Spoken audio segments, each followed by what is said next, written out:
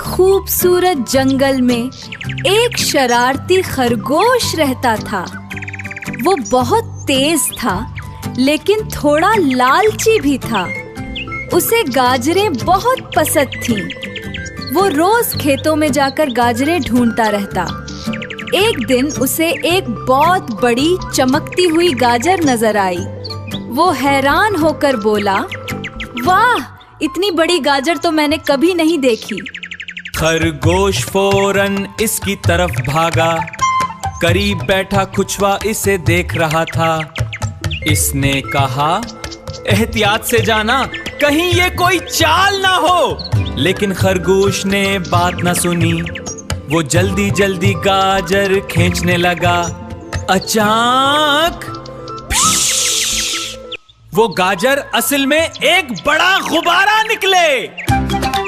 غبارہ ہوا میں اڑنے لگا اور خرگوش بھی اس کے ساتھ اوپر اٹھ گیا۔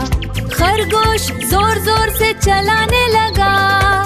بچاؤ، یہ جادوئی گاجر ہے۔ جنگل کے جانور حیران رہ گئے۔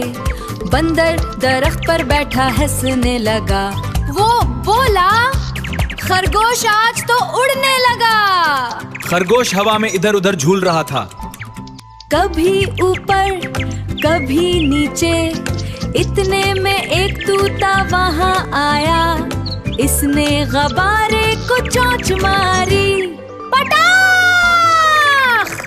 غبارہ پھٹ گیا اور خرگوش سیدھا گھاس کے ڈھیر میں جا گرا۔ دھڑام! پورا جسم گھاس سے بھر گیا۔ سب جانور زور زور سے ہنسنے لگے۔ خرگوش شرمندہ ہو گیا۔ اس نے آہستہ سے کہا، مجھے بغیر سوچے ہر چمکتی چیز کے پیچھے نہیں بھاگنا چاہیے تھا۔